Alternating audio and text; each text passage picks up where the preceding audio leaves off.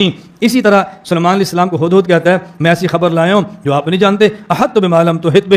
اب یہ حضرت سلیمان کی شان کے خلاف تو نہیں تھا، کیوں؟ شریعت کا علم ان کے پاس تھا، باقی کون کہاں رہتا ہے یہ ان کا کام ہی نہیں تھا۔ اگر کون کہاں کی خبر اس نے لا بھی دیا ہے ہدہد نے، اس کا معنی یہ نہیں ہے کہ ہدہد کا علم حضرت سلیمان علیہ السلام سے زیادہ ہے۔ ہدہد کا واقعہ کہ انہوں نے حضرت سلیمان علیہ السلام سے آ کے کہا تھا کہ میں ایسی خبر لایا ہوں جس کا آپ کو پتہ نہیں ہے، لیکن حضرت نے آپ کا علم کام کرنے کے لیے وہ پیش کی۔ آپ ان کی انبیاء سے دشمنی کا اندازہ اس سے لگا سکتے ہیں کہ چند سطریں پہلے حضرت سلیمان علیہ السلام کا ایک اور واقعہ موجود ہے کہ آپ نے 3 میل کی مسافت سے ایک چیونٹی کی آواز سنی اور اپنے ساتھیوں کو بتایا، لشکر کو بتایا کہ ایک چیونٹی اپنی چھوٹی چیونٹیوں کو یہ کہہ رہی ہے ادخلوا مساکنکم لا یحطمنکم سلیمان وجنودہ وهم لا یشعرون، کہ اے چیونٹیوں تم اپنے بروں میں داخل ہو جاؤ، کہیں حضرت سلیمان علیہ السلام کا لشکر انجانے میں نہ جانتے ہوئے نہ خبر رکھتے ہوئے تمہیں روند نہ ڈالے۔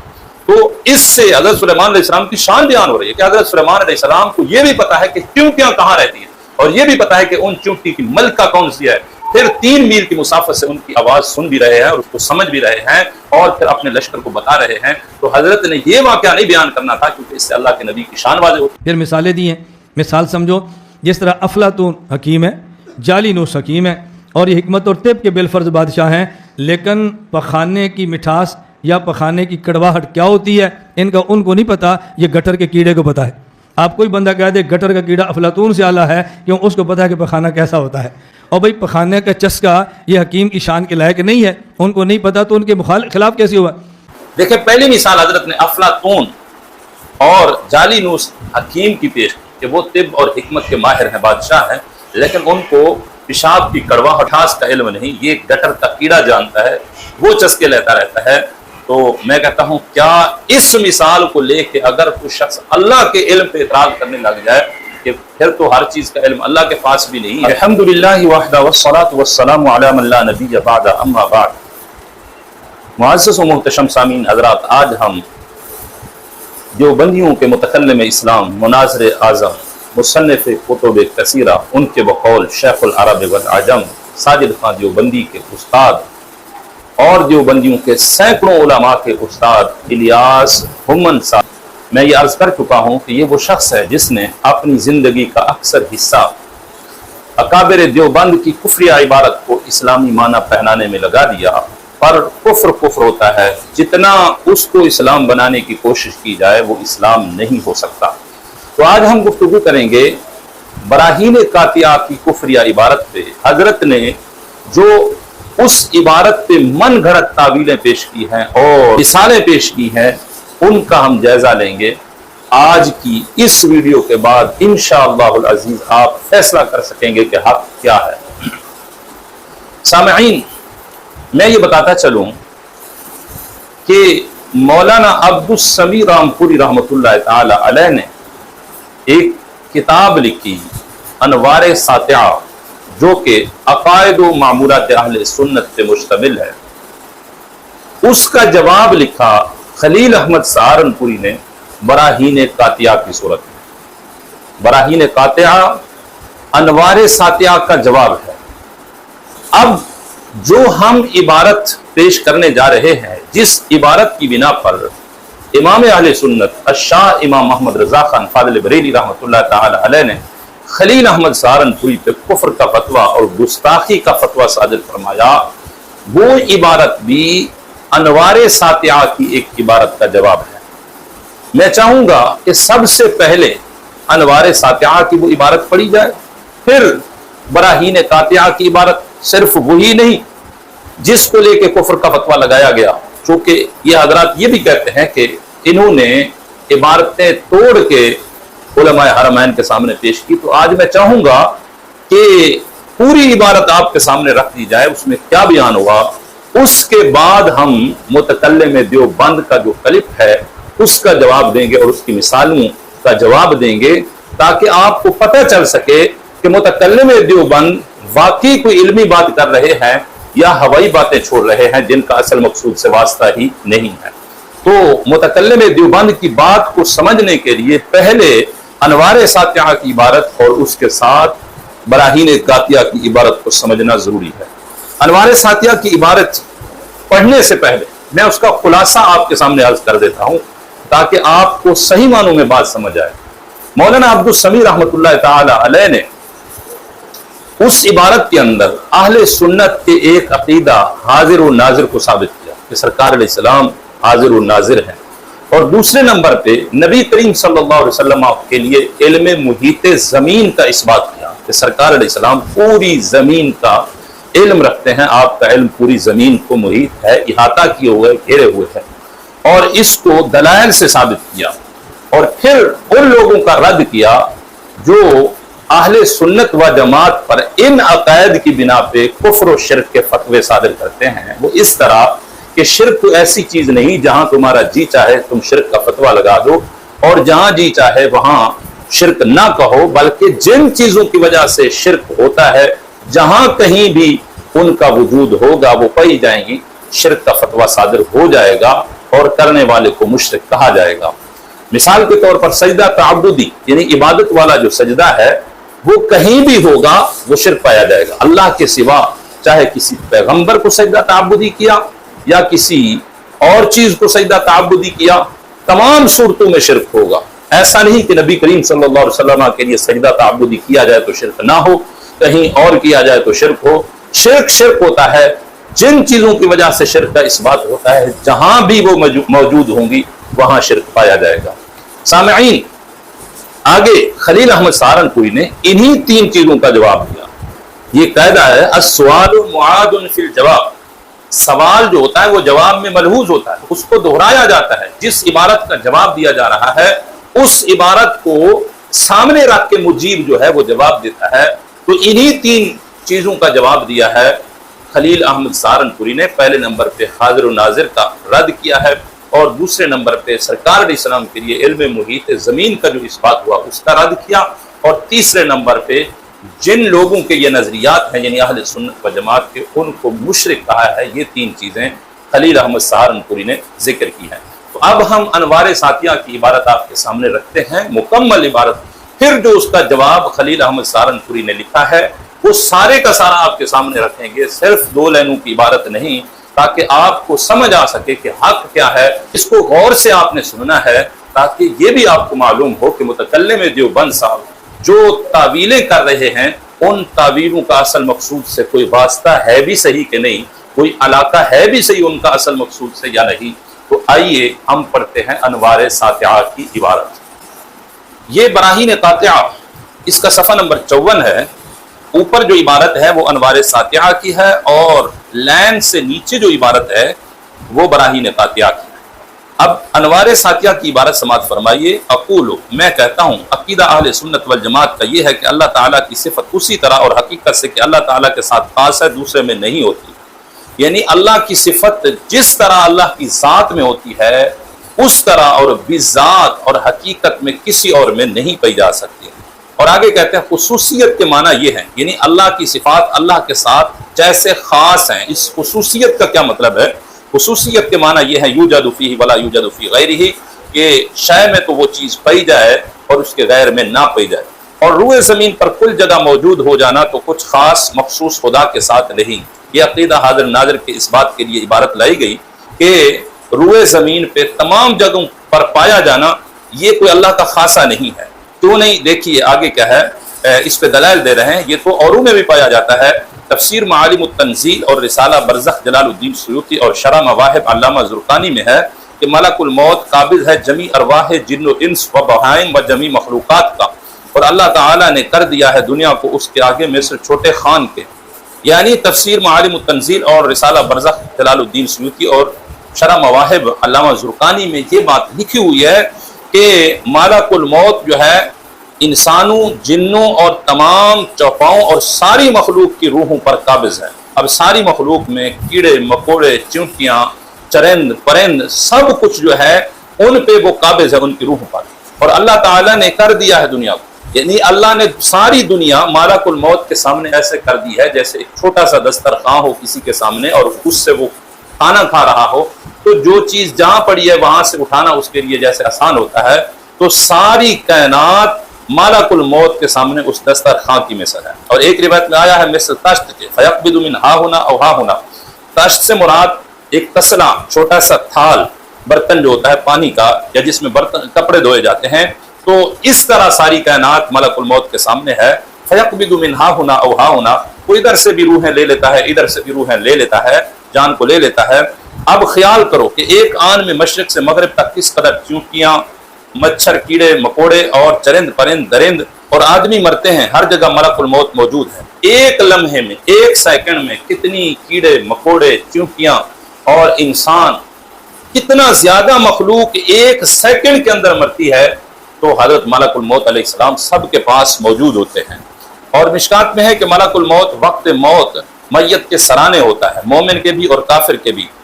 एक सेकंड में हर एक के सराने के पास मौजूद है। ये मिशकात शरीफ के हदीस से पता चल रहा है, वो काफिर की मैयत हो या किसी मोमिन के हो, और एक आन के अंदर कितनी लोग मर रहे हैं।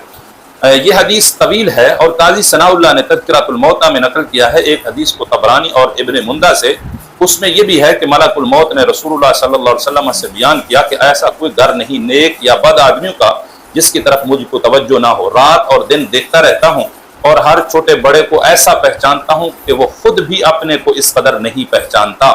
ये मलकुल मौत अलैहिस्सलाम ने रसूल करीम सल्लल्लाहु अलैहि वसल्लम की बारगाह में अर्ज की कि नेक लोगों का घर हो या बद लोगों का ना घर हो, यानी किसी मोमिन का हो या काफिर का हो, कोई ऐसा घर नहीं जिस पर मुझे तवज्जो ना हो। और उस घर के रहने वाले हर फर्द को दिन रात में देखता रहता हूँ और हर शख्स को, छोटा हो या बड़ा हो, उसको ऐसे पहचानता हूँ जैसे वो खुद भी अपने आप को नहीं पहचानता। यानी मलकुल मौत अलैहिस्सलाम बता रहे हैं कि हर शख्स की हर हालत से मैं इस तरह आगाह हूँ, वाकिफ हूँ, जैसे वो खुद भी अपने आप को नहीं पहचान सकता। तो ये है हजरत मलकुल मौत अलैहिस्सलाम की शान कि उनको अल्लाह ताला ने हर जगह पे हाजिर भी किया है, मौजूद है, हर मैयत के सराने के पास मौजूद है और हर शख्स के हर वक्त हर हालत को जानते भी हैं। तो ये हदीस से साबित हो गया हजरत मलकुल मौत अलैहिस्सलाम का हाजिर होना। जब हाजिर है तो नाजिर भी जरूर है। इन अहादीस से मालूम हुआ कि मलकुल मौत हर जगह हाजिर है। भला मलकुल मौत अलैहिस्सलाम तो एक फरिश्ता मुकर्रब है, देखो शैतान हर जगह मौजूद है। दुर्रे मुख्तार के मसाइल नमाज में लिखा है कि शैतान औलाद आदम के साथ दिन को रहता है और उसका बेटा आदमियों के साथ रात को रहता है। यानी वो तो बात थी मलकुल मौत अलैहिस्सलाम की जो कि मुकर्रब फरिश्ते। शैतान को देख लो, असल ये साबित कर रहे हैं कि हर जगह मौजूद हो जाना ये कोई अल्लाह के साथ खास नहीं है कि कहीं और पाया गया तो शिर्क हो जाएगा। ये तो मलकुल मौत अलैहिस्सलाम में भी पाया जा रहा है और शैतान में भी पाया जा रहा है। कहते देखो शैतान हर जगह मौजूद है। दुर्रे मुख्तार के मसाइल नमाज में लिखा है कि शैतान औलाद आदम के साथ दिन को रहता है और उसका बेटा आदमियों के साथ रात को रहता है। अल्लामा शामी ने इसकी शरह में लिखा है कि शैतान तमाम बनी आदम के साथ रहता है मगर जिसको अल्लाह ने बचा लिया। बाद उसके लिखा है व अक़दरहु अला ज़ालिका कमा अक़दर मलकल मौत अला नज़ीर ज़ालिका, यानी अल्लाह ताला ने शैतान को इस बात की कुदरत दे दी है जिस तरह मलकुल मौत को सब जगह मौजूद होने पर कादिर कर दिया। इंतहा कलाम हो। अब आलम अजसाम महसूसा में इसकी मिसाल सुनिए। यानी वो तो अकली बातें थी जिनका मानना लाजिम है, नजर नहीं आती, महसूस नहीं की जा सकती। तो हम अब मिसाल देते हैं अजसाम महसूसा में, जिसको हम महसूस कर रहे हैं, देख रहे हैं। अब आलम अजसाम महसूसा में इसकी मिसाल सुनिए। कोई आदमी मशरिक से मगरिब तक आबादी दुनिया की सैर करे, जहां जावेगा चांद को मौजूद पावेगा और सूरज को भी पावेगा। फिर अगर वो कहे कि एक चांद सब जगह मौजूद है और एक सूरज सब जगह मौजूद, तुम्हारे कहने से चाहिए वो काफिर हो जाए कि उसने चांद को हर जगह मौजूद कहा। हालांकि तहकीक ये है ना वो मुशरिक है ना वो काफिर। कहते हैं आलम अजसाम महसूसा में देखिए कि चांद हर जगह पे मौजूद है। कायनात के जर्रे जर्रे में जहां इंसान चला जाए तो कहता है यहाँ भी चांद मौजूद है, वहां भी मौजूद था, वहां भी मौजूद था। तो चांद को हर शख्स हाजिर कह रहे हैं। तुम तो कहते हो हाजिर अल्लाह के सिवा किसी और को कह दिया तो फिर वो मुशरिक हो जाएगा। यहाँ पर जो बंदा चांद को हाजिर कह रहा है उसको मुशरिक को काफिर होना चाहिए, लेकिन वो मुसलमान है, वो झूठ नहीं बोल रहा। तो पता चला कि हाजिर होना या हर जगह मौजूद होना ये अल्लाह के साथ खास नहीं, ये तो चांद और सूरज के अंदर भी पाया जा रहा है, ये मलकुल मौत अलैहिस्सलाम के पास भी पाया जा रहा है। ये तो एक शैतान लाइन जो है उसको भी अल्लाह ने ताकत दे रखी है, वो हर जगह मौजूद होता है। तो मौजूद होना और हाजिर होना ये कोई अल्लाह का खासा नहीं है। तो जब यहाँ पे तुम भी तस्लीम कर रहे हो कि मौजूद होना और हाजिर होना ये अल्लाह का खासा नहीं, हदीसों से साबित हो गया, तो फिर जब हम रसूलुल्लाह सल्लल्लाहु अलैहि वसल्लम के लिए हाजिर नाजिर का लफ्ज़ बोलते हैं, ये अकीदा रखते हैं, तो वहां तुम्हें शिर्क क्यों याद आ जाता है, यहाँ शिर्क क्यों नहीं आता। और बड़ी मजे की बात यह है कि खलील अहमद सहारनपुरी ने इन दलाइल का रद्द नहीं किया। ये नहीं कहा कि हम शैतान को حاضر نہیں مانتے، یہ نہیں کہا کہ ملک الموت علیہ السلام کو ہم حاضر نہیں مانتے، یہ نہیں کہا کہ ہم سورج اور چاند کو حاضر نہیں کہتے، بلکہ سرکار علیہ الصلوۃ والسلام کے لیے انکار کیا ہے کہ حضور علیہ السلام کی ذات کو ان پہ قیاس نہیں کیا جا سکتا۔ ان کا جو حال ہے وہ تو مشاہدہ اور نصوص قطعیہ سے ثابت ہے، سرکار علیہ السلام کی ان شانوں پہ کون سی کوئی نصوص قطعیہ موجود ہے؟ تو یہ عبارت ہے مولانا عبد السمیع رام پوری کی۔ آگے مزید لکھتے ہیں اس پہ کہ دیکھو چاند چوتھے آسمان پہ ہو کے ساری کائنات میں موجود ہو سکتا ہے، اس کو حاضر کہا جا سکتا ہے، تو سرکار علیہ السلام کی روح مبارک اگر ساتویں آسمان پہ اعلیٰ علیین میں ہو اور کائنات کے ذرے ذرے کا مشاہدہ کر رہی ہو، تو یہ کون سی کوئی بعید بات ہے، کون سی محال بات ہے؟ یہ ثابت کیا۔ کہتے ہیں لیکن فرق یہ ہے کہ چاند کو دیکھنے کے لیے اللہ نے ظاہری آنکھیں دے دی ہیں کہ بینا شخص دیکھ کے کہتا ہے کہ چاند موجود ہے، نابینا کہتا ہے کہاں ہے، اس کو نظر نہیں آتا۔ سرکار علیہ السلام کی انوار و تجلیات کو دیکھنے کے لیے باطنی آنکھیں جس کو ملی ہیں وہ دیکھ رہا ہے، جس کے پاس باطنی آنکھیں نہیں ہیں وہ نہیں دیکھ سکتا۔ جو رسول اللہ کا سچا غلام ہے وہ دیکھ رہا ہے کہ کائنات کے ذرے ذرے میں انوار محمدی اور انوار احمدی موجود ہے صلی اللہ تعالی علیہ وسلم۔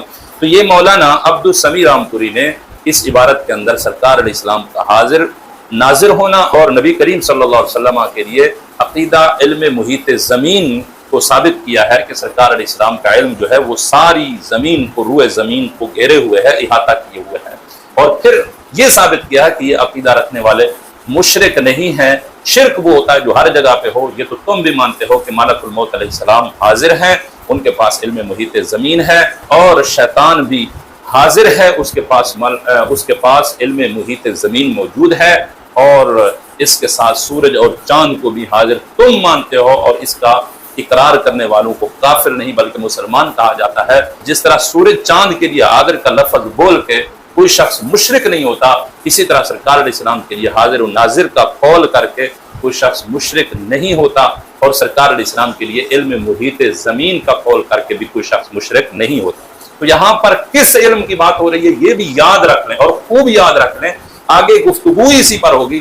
یہاں پر علم محیط زمین کا مولانا عبد السمیع رام پوری نے اس بات کیا ہے سرکار علیہ السلام کے لیے، جبکہ اسی چیز کا خلیل احمد سہارنپوری نے انکار کیا ہے اور رد کیا ہے۔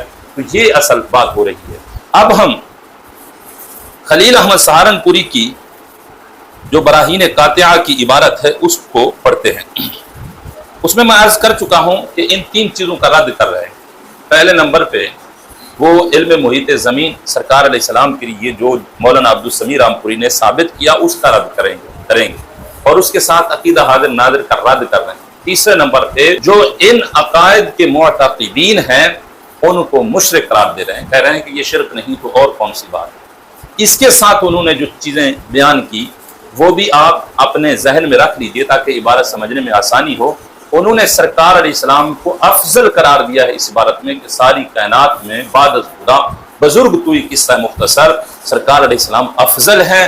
افضل ہونے کا تو اقرار کیا، لیکن سرکار علیہ السلام کی عالمیت کا انکار کیا کہ سرکار علیہ السلام سب سے بڑھ کے علم والے نہیں ہیں، حتیٰ کہ ملک الموت علیہ السلام اور شیطان کے علم کے برابر جو لوگ کہتے ہیں ان کو خلیل احمد سہارنپوری نے عاقل اور ذی علم نہیں کہا، یعنی وہ مجنون ہیں اور جاہل لوگ ہیں جو سرکار علیہ السلام کے علم کو شیطان کے علم کے برابر کہتے ہیں، یا ملک الموت علیہ السلام کے علم کے برابر کہتے ہیں، یا سرکار علیہ السلام کے علم کو شیطان کے علم سے زیادہ کہتے ہیں۔ اسی طرح جو ملک الموت علیہ السلام کے علم سے سرکار علیہ السلام کے علم کو زیادہ کہتے ہیں وہ بھی مجنون ہیں، عقل مند نہیں ہیں اور علم والے بھی نہیں ہیں۔ ساتھ یہ بھی چیز ثابت کی کہ افضل کے لیے اعلم ہونا کوئی ضروری نہیں، ایسا نہیں کہ افضل وہی ہو جو اعلم ہو، اور اس پہ مثالیں پیش کی۔ جس طرح حضرت موسیٰ علیہ السلام کہا افضل ہیں اور خضر علیہ السلام مفضول ہیں، لیکن خضر علیہ السلام کے علم کا مکاشفہ جو ہے وہ حضرت موسیٰ علیہ السلام سے کہیں زیادہ ہے، یہ ثابت کیا ہے۔ اور یہ کہا کہ جو افضل ہے یا جس کو جتنا علم ملا ہے اس سے زائد نہیں ہو سکتا۔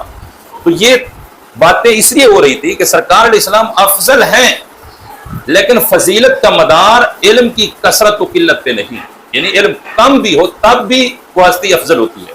یہ ساری چیزیں واضح کر رہی ہیں کہ نبی علیہ السلام کے علم کو کم مانے جا رہے ہیں، برابر کے بھی قائل نہیں، اور جو برابر کا قول کرتا ہے شیطان کے علم کے برابر یا زیادہ کا قول کرتا ہے، ان کو وہ جاہل کہہ رہے ہیں اور ان کو عاقل نہیں کہہ رہے، کہتے ہیں وہ کسی عاقل کا کام نہیں بلکہ وہ ایک مجنون شخص جس کے پاس عقل نہ ہو اس کا کام ہو سکتا ہے اس طرح کی بات کرنا۔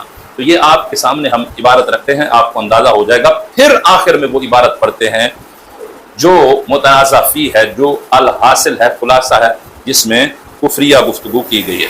دیکھیے بحث علم غیب قولہ عقیدہ اہل سنت و جماعت کا یہ ہے، یعنی یہ مولانا عبدالسمیع رامپوری کا قول عقیدہ اہل سنت و جماعت کا یہ ہے کہ الخ الی آخرہ، تو یہ بتا دیا کہ ہم انہی کے اس قول کا جواب دے رہے ہیں۔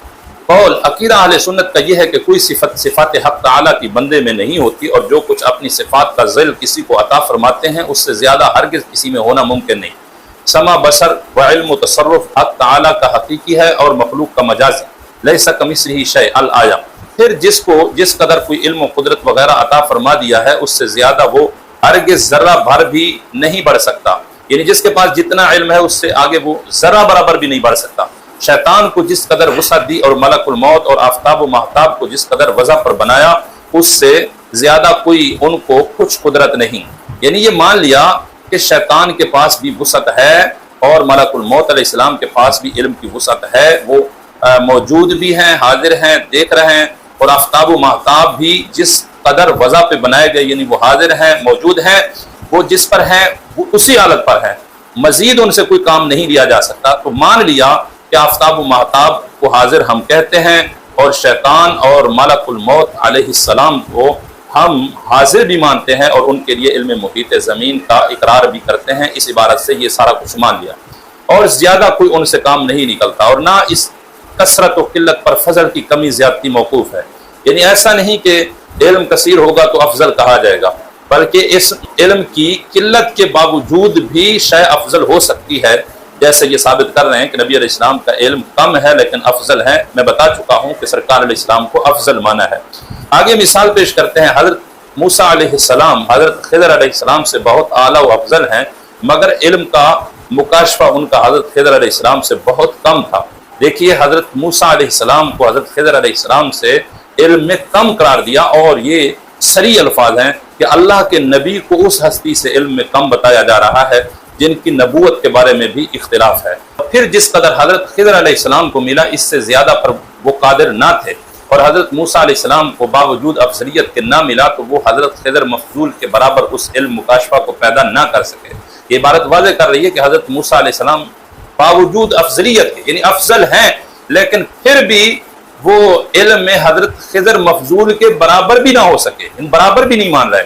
پس آفتاب و مہتاب کو جو اس حیات وسعت نور پر بنایا اور ملک الموت اور شیطان کو جو یہ وسعت علم دی، اس کا حال مشاہدہ اور نصوص قطعیہ سے معلوم ہوا۔ اب اس پر کسی افضل کو قیاس کر کے اس میں بھی مثل یا زید اس مفضول سے ثابت کرنا کسی عاقل ذی علم کا کام نہیں، نعوذ باللہ تعالی من ذالک۔ یعنی بتایا کہ حضرت ملک الموت علیہ السلام کو جو علم کی وسعت ملی اور شیطان کو جو وسعت ملی ہے، اس کا حال مشاہدہ اور نصوص قطعیہ سے ہمیں معلوم ہوا۔ اب اس پر کسی افضل کو قیاس کر کے، اب کون سا افضل؟ یہاں سرکار علیہ السلام کو افضل کہا جا رہا ہے کہ حضور علیہ السلام کو ان پر قیاس کر کے حضور علیہ السلام کو ان کے برابر ماننا، برابر بھی بات نہیں کرنے دے رہا کہ ان کے برابر مان، اور پھر آفتاب و مہتاب کو جس وضع پہ بنایا ان پر افضل کو قیاس کر کے ان کو بھی حاضر کہنا، حاضر و ناظر سرکار علیہ السلام کو کہتے ہیں یہ کسی عاقل ذی علم کا کام نہیں ہو سکتا، یعنی ایسی بات کرنے والا عقل مند نہیں بلکہ وہ مجنون ہوگا، اور ذی علم نہیں بلکہ وہ جاہل ہوگا۔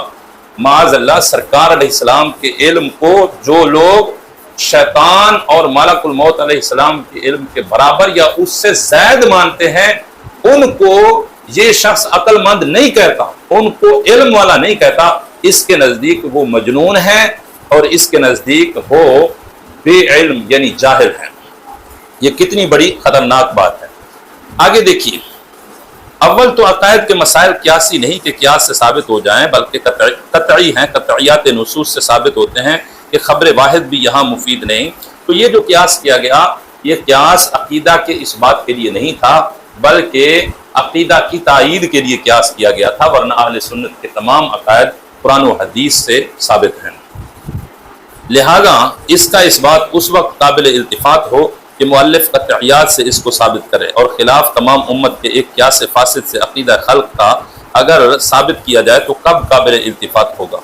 رد کر دیا کہ یہ عقیدہ چونکہ ایک فاسد قیاس سے ثابت کیا جا رہا ہے، لہذا یہ قابل قبول نہیں ہوگا۔ آگے ایک حدیث پیش کی، واللہ لا ادری ما یفعل بی ولا بکم، سرکار علیہ السلام نے خود کہا، مطلب حضور علیہ السلام جب خود کہہ رہے ہیں کہ میرے پاس علم نہیں ہے، مجھے یہ بھی نہیں معلوم کہ میرے ساتھ کیا کیا جائے گا، تو شیطان کے ساتھ برابری معاذ اللہ کیسے ہو سکتی ہے؟ ملک الموت علیہ السلام کے ساتھ برابری کیسے ہو سکتی ہے؟ وہ تو ساری کائنات کے بارے میں جانتے ہیں کہ کب انہوں نے مرنا ہے، کیا ہونا ہے ان کے ساتھ، ان کے احوال تو نصوص قطعیہ سے ثابت ہے معاذ اللہ۔ حالانکہ یہاں پر ہم بتا چکے ہیں درایت کی نفی ہے، درایت کہتے ہیں اٹکل پچھو اور اندازے سے جاننا، لغت کے اندر اس کا معنی یہی بیان کیا گیا ہے۔ کیا مطلب؟ سرکار علیہ السلام واضح کر رہے ہیں کہ میں اپنے اندازے سے کچھ بھی نہیں جانتا، میں تو جو کچھ بھی علم رکھتا ہوں وہ رب کی عطا سے رکھتا ہوں۔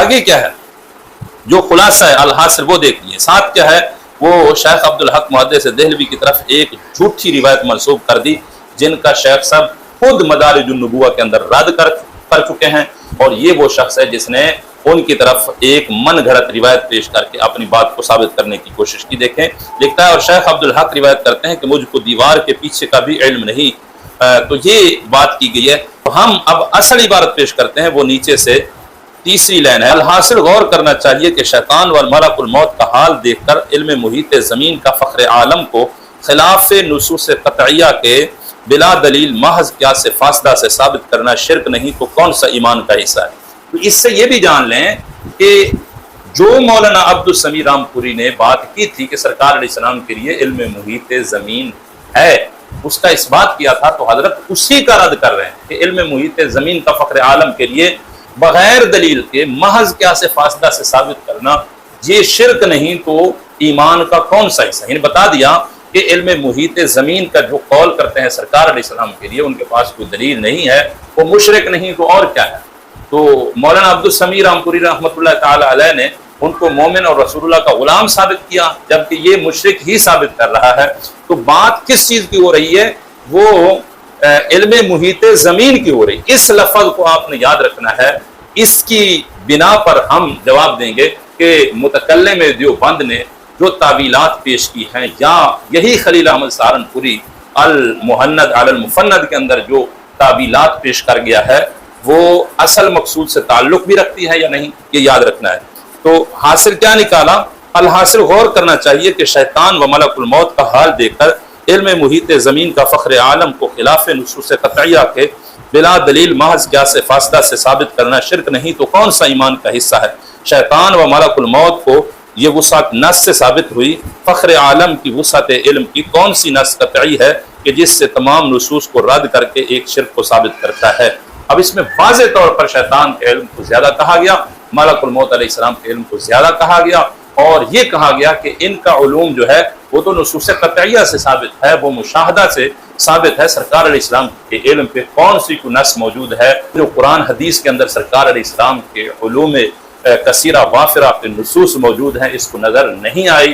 تو شیطان کا علم اور ملک الموت علیہ السلام کا علم یہاں پر زیادہ کہا گیا، نبی کریم صلی اللہ علیہ وسلم کے علم کو ان کے برابر بھی نہیں مانا گیا، بلکہ پیچھے آپ سن چکے ہیں کہ جو شخص برابری یا زیادتی کا قول کرتا ہے وہ ذی علم نہیں ہو سکتا، وہ عاقل نہیں ہو سکتا، بلکہ وہ جاہل و مجنون شخص ہے، العیاذ باللہ تعالی من ذالک۔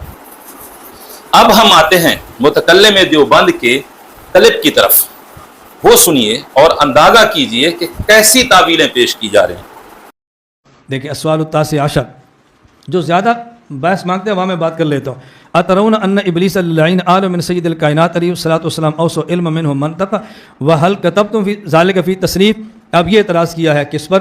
براہین قاطعہ حضرت سہارنپوری کتاب پر، کہ وہ کہتے ہیں ابلیس کا علم رسول اللہ صلی اللہ علیہ وسلم سے زیادہ، الیاذ باللہ۔ جب آپ سنیں، کہتے ہیں ہم یہ بات پہلے کہہ چکے ہیں، اللہ کے نبی پاک کا علم کائنات میں سب سے زیادہ ہے، اور ہم اب بھی کہتے ہیں جس کا یہ عقیدہ ہو کہ ابلیس کا علم رسول اللہ صلی اللہ علیہ وسلم سے زیادہ ہے، وہ لا ریب اور قطعاً کافر ہے اور دائرہ اسلام سے خارج ہے۔ یہ ہمارا قطعاً نظریہ یہ نہیں ہے۔ بات کیا ہے؟ ہم کہتے ہیں کہ جو چیزیں حضور کی شان کے لائق ہیں وہ علوم تو اللہ نے سب سے زیادہ اللہ کے نبی کو دیے ہیں، اور جو علوم آپ کی شان کے لائق نہیں تھے اگر وہ آپ کو نہیں ملے، ابلیس کو مل گئے ہیں، تو اس کا مطلب یہ نہیں ہے کہ ابلیس حضور سے زیادہ علم رکھتا ہے۔ پھر مثالیں دی ہیں، مثال سمجھو، جس طرح افلاطون حکیم ہے، جالینوس حکیم ہے، اور یہ حکمت اور طب کے بالفرض بادشاہ ہیں، لیکن پخانے کی مٹھاس یا پخانے کی کڑواہٹ کیا ہوتی ہے ان کو نہیں پتہ، یہ گٹر کے کیڑے کو پتہ ہے۔ آپ کوئی بندہ کہہ دے گٹر کا کیڑا افلاطون سے اعلیٰ ہے، کیوں؟ اس کو پتہ ہے کہ پخانہ کیسا ہوتا ہے۔ اور بھائی پخانے کا چسکا یہ حکیم کی شان کے لائق نہیں ہے، ان کو نہیں پتہ تو ان کے خلاف کیسے ہوا؟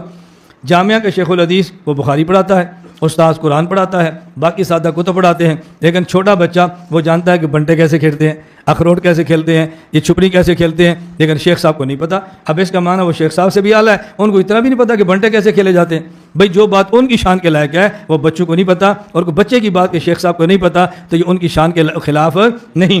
اسی طرح سلیمان علیہ السلام کو ہدہد کہتا ہے میں ایسی خبر لایا ہوں جو آپ نہیں جانتے، احط بما لم تحط بہ۔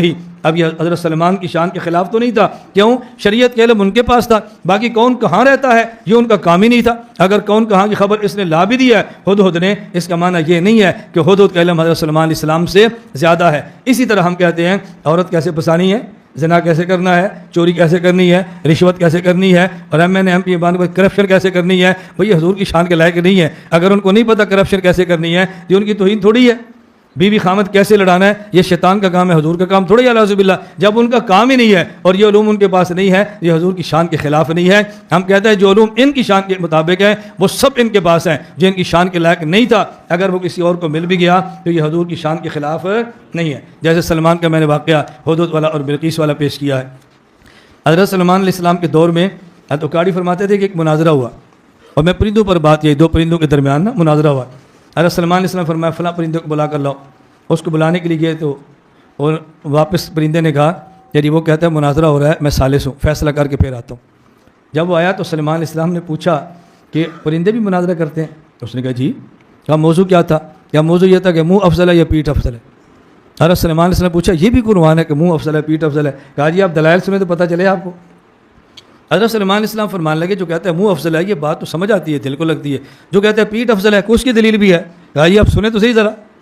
اس جو کہتے ہیں نا پیٹھ افضل ہے وہ کہتا ہے منہ متکبر ہے اوپر ہے، پیٹھ متواضع ہے نیچے ہے، متواضع متکبر سے افضل ہوتا ہے۔ کبھی آپ نے پیٹھ کو اکڑتے ہوئے دیکھا ہے؟ کبھی کہ پیٹھ سے کسی کو گالی دی ہو؟ دیکھو پیٹھ افضل ہے، متواضع ہے، بیچاری ہر وہ چھپی رہتی ہے، عاجزی کے ساتھ چلتی ہے۔ اب سلمان نے فرمایا دلیل تو اس نے بھی زبردست دی ہے۔ اس نے پھر کیا جواب دیا؟ کہا جی اس نے جواب یہ دیا کہ دیکھو پیٹھ سے نجاست نکلتی ہے اور منہ سے نجاست نہیں نکلتی، اور مقام نجس یہ ادنا ہوتا ہے، اور جس سے نجاست و مقام اعلیٰ ہوتا ہے۔ رسول سلمان نے فرمایا بھی ٹاپ کے مناظر ہے، دلیل تو اس کی بھی زبردست ہے۔ اس نے کیا جواب دیا؟ کہا جی آپ ذرا اس کی جواب سنیں۔ اس نے کہا نجاست منہ سے بھی نکلتی ہے، نجاست پیٹھ سے بھی نکلتی ہے۔ پیٹھ والی نجاست لوٹے پانی سے پاک ہو جاتی ہے، اور منہ سے کفر اور نجاست پورے سمندر سے بھی پاک نہیں ہوتی، اس لیے پیٹھ افضل ہے۔ اب دیکھو دلائل چل رہے ہیں کہ نہیں؟ حضرت سلمان فرمان لگے چلو تو نے فیصلہ کیا کیا؟ اس نے کہا جی میں نے فیصلہ کیا کہ دو قسم کے دنیا میں بندے ہیں، ایک با ادب اور ایک بے ادب۔ با ادب کا منہ اعلیٰ ہے، بے ادب کی پیٹھ اعلیٰ ہے۔ بس میں نے یہ فیصلہ کیا۔ سامعین ذویل احتشام، آپ نے سنا حضرت کس طرح گفتگو کر رہے ہیں اور خلیل احمد سہارنپوری کو بچانے کی کیسی کوشش کی جا رہی ہے۔ در حقیقت یہ اس کی اپنی ہی چال بازیاں ہیں جن کو حضرت اپنے انداز میں بیان کر رہے ہیں، جبکہ حقیقت میں دیکھا جائے تو ان چیزوں کا اصل مقصود سے واسطہ ہی نہیں۔ سب سے پہلی بات کیا تھی اس پہ آپ غور کریں۔ حضرت سب سے پہلی بات یہ کر رہے ہیں کہ خلیل احمد سہارنپوری نے یہ کہا کہ ہم کہتے ہیں جو چیزیں حضور کی شان کے لائق ہیں وہ علوم تو سب سے زیادہ حضور علیہ السلام جانتے ہیں، اور جو چیزیں سرکار علیہ السلام کی شان کے لائق نہیں وہ اگر شیطان کے پاس آ جائیں ان کا علم، تو اس کا یہ مطلب نہیں کہ حضور علیہ السلام سے شیطان علم میں بڑھ گیا۔ اب یہ جو قاعدہ پیش کر دیا ہے یہ بچانے کے لیے پہلے میں یہ پوچھتا ہوں کہ براہین قاطعہ انوار ساتیہ کا جواب ہے، انوار ساتیہ میں کون سے علوم کی بات ہوئی تھی جو سرکار علیہ السلام کی شان کے لائق نہیں؟ میں پہلے بارہا عرض کر چکا ہوں کہ وہاں علم محیط زمین کی بات ہوئی، کیا وہ سرکار کی شان کے لائق نہیں؟ اور براہین قاطعہ میں اسی کا جواب دیا گیا، کیونکہ یہ قاعدہ ہے السؤال معاد فی الجواب، سوال جو ہوتا ہے جواب کے اندر دہرایا جاتا ہے، اس کا इआदा होता है तो जिस इबारत का जवाब दिया जा रहा है वो इबारत मलहूज खातिर है। खलील अहमद सहारनपुरी किस इल्म का रद्द कर रहे हैं? ऐसे इल्म का नहीं जो हुजूर अलैहिस्सलाम की शान के लायक ना हो, बल्कि इल्म मुहीत ज़मीन इसका रद्द कर रहे हैं। मैं कहता हूं कि अगर इल्म मुहीत ज़मीन हुजूर अलैहिस्सलाम की शान के लायक नहीं तो फिर ये मलकुल मौत अलैहिस्सलाम की शान के लायक कैसे हो? उनके बारे में क्यों कहते हो? उनके बारे में तो मान लिया। फिर जो आगे हजरत मिसालें पेश कर रहे हैं, यही मिसालें लेके कोई मोतरज़ इतराज करे कि फिर तो हजरत मलकुल मौत अलैहिस्सलाम को इन चीज़ों का इल्म होगा, इसलिए उनके लिए इल्म मुहीत ज़मीन का इकरार कर दिया। खलील अहमद सहारनपुरी मान रहे हैं, सारे मान रहे हैं, दलील हदीस के अंदर मौजूद है कि मलकुल मौत अलैहिस्सलाम इंसान की हर हालत को जानते हैं, इंसान को इस कदर पहचानते हैं जैसे वो खुद भी नहीं पहचानते। तो कौन से ऐसे उलूम की बात हुई थी जो हुजूर की शान के लायक ना हो? इल्म मुहीत ज़मीन क्या हुजूर की शान के लायक नहीं? अगर हुजूर की शान के लायक नहीं तो फिर मलकुल मौत अलैहिस्सलाम की शान के लायक कैसे हुआ? और यही इल्म का कौल तो हम अल्लाह के लिए भी करते हैं। कुरान में है वअहाता बिकुल्लि शैइन इल्मा। कल कोई शख्स यही मिसालें लेके अल्लाह के इल्म पे एतराज करने लग जाए, अल-इयाज़ु बिल्लाह, कि अगर ये कहा जाए कि अल्लाह हर चीज का इल्म रखता है, अल्लाह का इल्म तमाम चीजों को मुहीत है, तो इससे फिर कोई बंदा यही मिसालें पेश कर दे जिस तरह हजरत जी मिसालें पेश कर रहे हैं, जो इंतहाई घटिया मिसालें हैं। बंटू की मिसालें दी जा रही हैं, या इसी तरीके से माअज़ल्लाह अल-इयाज़ु बिल्लाह औरत कैसे फंसानी है, जिना कैसे करना है।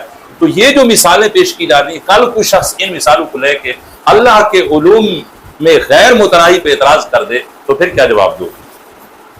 तो ये जो ज़ाब्ता है कि जो चीज़ें सरकार अलैहिस्सलाम की शान के लायक हैं उनका उलूम तो सबसे ज़्यादा है, ये ज़ाब्ता यहाँ पर बनता ही नहीं। असल जो इबारत है उसमें कोई ऐसी चीज़ सरकार अलैहिस्सलाम के लिए साबित ही नहीं की गई कि हुजूर की शान के खिलाफ हो, बल्कि वहाँ इल्म मुहीत ज़मीन की बात की गई जो हज़रत मलकुल मौत अलैहिस्सलाम की शान के भी लायक है, वो अल्लाह के लिए भी लायक है, तो सरकार अलैहिस्सलाम के लिए क्यों नहीं लायक? फिर शैतान पे गुस्सा निकाल लेते हैं क्योंकि शैतान इनका करीबी है। वो कहता है कि इन लोगों को आपने गुस्ताख नहीं कहना, गुस्ताख कहोगे तो तुम्हारा ईमान बच जाएगा, बस मुझे गालियां देते रहो, कोई मसला नहीं, बुरा भला कहते रहो, और हजरत मलकुल मौत अलैहिस्सलाम के खिलाफ तो बात नहीं कर सकते। हालांकि बात जहां शैतान के बारे में हो रही थी वहां मलकुल मौत अलैहिस्सलाम के बारे में भी थी, वहां बात करते हैं तो वो इनकी गर्दन को पकड़ते हैं, वो इनकी रूह कब्ज करते हैं, इसलिए वहां बात नहीं कर सकते। तो ये जो बात है इसका असल मकसूद से कोई वास्ता नहीं। जब इस नजरिए का ये जो पेश की इसका असल मकसूद से, असल इबारत से वास्ता ही नहीं, तो फिर मिसालें जितनी हैं वो सारी की सारी रहेगा चली। लेकिन फिर भी हम बात कर लेते हैं। देखिए, पहली मिसाल हजरत ने अफलातून और जालिनूस हकीम की पेश की कि वो तिब और हिकमत के माहिर हैं, बादशाह हैं, लेकिन उनको पेशाब की कड़वाहट का इल्म नहीं, ये गटर का कीड़ा जानता है, वो चस्के लेता रहता है। तो मैं कहता हूं क्या इस मिसाल को लेके अगर कोई शख्स अल्लाह के इल्म पे इतराज करने लग जाए कि फिर तो हर चीज का इल्म अल्लाह के पास भी नहीं है, वरना ये चीजें साबित आएंगी, तो वहां क्या जवाब है? इसी चीज को लेके कोई हजरत मलकुल मौत अलैहिस्सलाम पे इतराज करने लग जाए तो वहां क्या कहोगे? फिर अफलातून और जालिनूस हकीम का इल्म जो है वो इल्म चस्का लेके चक के माज़अल्लाह हासिल होता है, वैसे नहीं हो सकता। हकीमों को इस चीज की खबर होती है, इल्म होता है। और फिर हजरत साहब मंटू की मिसाल पेश करने, कितना घटिया किस्म की मिसालें हैं सरकार अलैहिस्सलाम के इल्म की नफी करने के लिए, कि ये पेश करते हुए हया भी नहीं आ रही, शर्म भी नहीं आ रही कि बंटू का इल्म जो है वो एक मुदर्रिस को नहीं है, शेखुल हदीस को नहीं। मैं कहता हूँ किसी और शेखुल हदीस को हो या ना हो, आपको तो है। आप बंटू का नाम भी ले रहे हैं और इशारा भी कर रहे हैं कि कैसे बंटा खेला जाता है। तो खेलना और बात है, इल्म रखना और बात है। शेखुल हदीस बंटे खेलता नहीं, लेकिन वो इस बचपन से गुजर के आया होता है, उसके पास इल्म होता है। मैं ये पहले बता चुका हूं कि इन मिसालों का असल मकसूद के साथ, असल इबारत के साथ जर्रा बराबर वास्ता भी नहीं। ये चालाकी है, चालबाजी है। चालबाजी से कुफ्र नहीं उठता, कुफ्र जो है वो सिर्फ तौबा से उठता है। हजरत को तौबा की तौफीक नसीब नहीं हुई, कुफ्र और गुस्ताखी पर ही उनका खात्मा हुआ है। तो ये चालबाजियां जितना करते रहे उससे कुछ नहीं हो सकेगा। अगली मिसाल दी कि औरतों को कैसे फंसाना है, माअज़ल्लाह। तो औरतों को फंसाने वाला मामला, इस मिसाल को लेकर देखें, अल्लाह के नबी अलैहिस्सलाम के इल्म की नफी की जा रही है। वही बात कि कल कोई इस मिसाल को लेकर अल्लाह के इल्म की नफी करे तो फिर क्या कहोगे? ऐसी बातें नहीं करनी होती। पता नहीं इनके मुंह किस तरह गंदे हैं, इनके अंदर अल्लाह के नबियों के साथ किस कदर बुग़्ज़ भरा हुआ है। इस तरह की मिसालें देके اللہ کے نبیوں کی شان کو کم کرنے کی کوشش کی جاتی ہے۔ پھر ہدہد کا واقعہ کہ انہوں نے حضرت سلیمان علیہ السلام سے آ کے کہا تھا کہ احطتک بما لم تحط به، کہ میں ایسی خبر لایا ہوں جس کا آپ کو پتہ نہیں ہے۔ تو ہدہد کی بات جو اللہ نے قرآن میں بیان کی، جو پرندے نے اللہ کے نبی کے بارے میں کہہ دی، حضرت نے اس بات کو لے کے اللہ کے نبی کے علم کی کمی ثابت کر دی۔ حالانکہ وہ شان ہے ان کی کہ ساری کائنات جو ہے ان کے تابع کر دی گئی ہے، ساری مخلوق اس وقت تابع تھی، وہ ساری چیزیں اللہ کی عطا سے، اللہ کے حکم سے حضرت سلیمان علیہ السلام تک خبریں پہنچا رہی تھی جن کا علم آپ کو آ رہا تھا، لیکن حضرت نے آپ کا علم کم کرنے کے لیے وہ پیش کی۔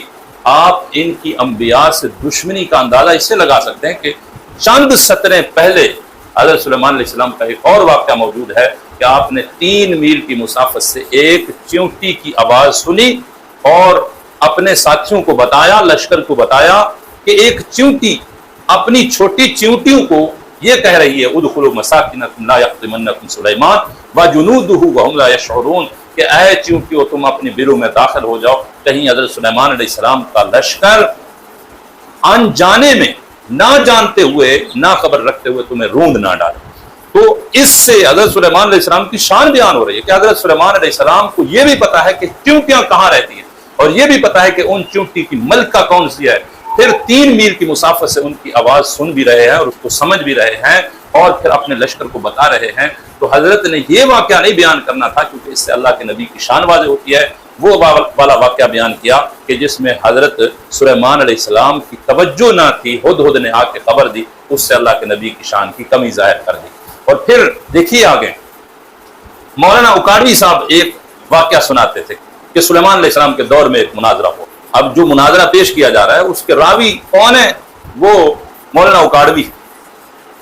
مناظرہ کسی تاریخ میں آیا، کسی اور کتاب کے اندر ہے، کسی روایت میں ہے، وہ روایت صحیح ہے، ضعیف ہے، من گڑت ہے، کیسی ہے مجھے تو سمجھ نہیں آ رہی اس روایت کی، کہ حضرت سلیمان علیہ السلام جیسے جلیل القدر پیغمبر ایک پرندے کو بلاتے ہیں، پرندہ کہتا ہے میں نے نہیں آنا کیونکہ میں ثالث بنا ہوا ہوں، مناظرہ ہو رہا ہے، میں ثالثی کر کے پھر آؤں گا، اللہ کے نبی کا حکم ہے کہ اس کو لاؤ، وہ کہتا ہے میں نے نہیں آنا۔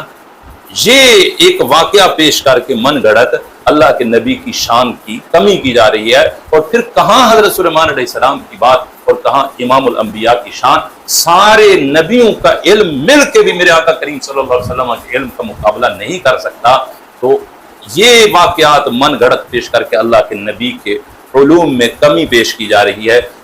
یہ واقعہ جو ہے ہماری تو سمجھ میں نہیں آ رہا، ہاں البتہ ہم اس کا نتیجہ آپ پہ فٹ کر سکتے ہیں۔ آپ ایسے بے ادب ہیں کہ انبیاء کے بغض میں اتنا بھرے ہوئے ہیں، حسد میں اتنا بھرے ہوئے ہیں، ان کی شان کے اس قدر دشمن ہیں کہ آپ لوگوں کے منہ سے آپ کی جو پیٹھ ہے، یعنی جو آپ کی دبر ہے وہ بہتر ہے، کم از کم وہ خاموش تو رہتی ہے، آپ کا منہ جو ہے وہ ہمیشہ اللہ کے نبیوں کی شان میں کمی کرتا رہتا ہے اور ان کی گستاخیاں کرتا رہتا ہے۔ اللہ کریم ہم سب کو دین متین سمجھ کر عمل کرنے کی توفیق عطا فرمائے اور اپنے پیاروں کی محبت نصیب فرمائے، اور ان کے جو گستاخ ہیں ان سے دور رہنے کی توفیق عطا فرمائے۔ وآخر دعوایا ان الحمدللہ رب العالمین۔